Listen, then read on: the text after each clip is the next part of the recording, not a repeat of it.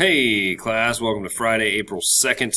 Yesterday we kind of introduced a little bit about our true cost of fashion ideas, relating that back to the Uyghurs up in the Xinjiang province of China, and how they forced labor has led many Western companies to boycott the Xinjiang cotton.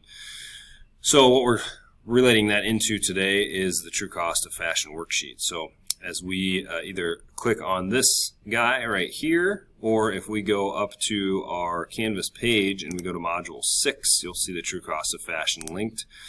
What I'm going to do with this is I'm going to click on this link here, and it's going to bring up my true cost of fashion worksheet. So there's 3 articles of interest you need to look through. There's 3 videos that you need to look at, and it'll talk anywhere about the political impact of H&M. This is the one we looked at yesterday with the BBC. Business Insider about the fashion effects on the environment, and then how to figure out if your company is ethical. So we'll kind of go over those on Monday a little bit in more depth.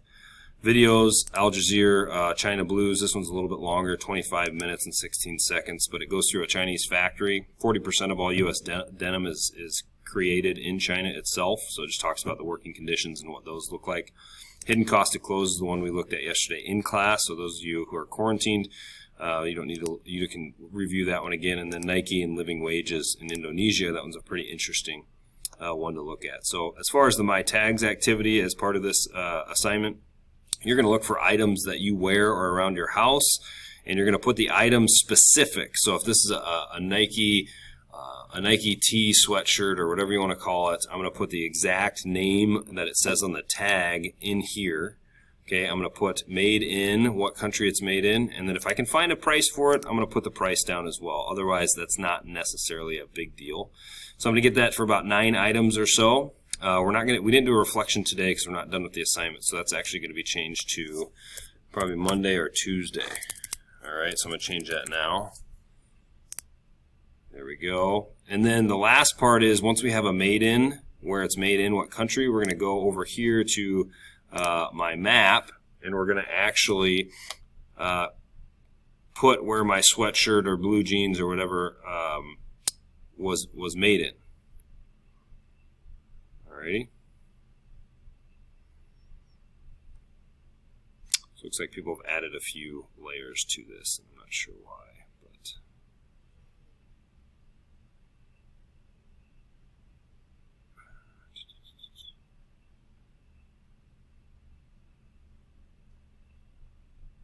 Alright, so it looks like somebody somehow defaulted the map and then restarted it. We should have about 50 some points on here, but as you can see, this person is not doing this exactly right. You have a book and stuff. Only put things that you're wearing, items like physical items, on this map. It should not be like a cafe or the mafia store. So whichever person was doing that kind of ruined the map for us. But anyway, if I'm going to put, if I have something that's made in Tunisia that I'm wearing, like my jacket or something, all I'm going to do is put that on the map and put fleece jacket. If it's a brand like Umbro or something, we can save that on there. You can change the style of the pin by using this. You can change, you can go to more icons.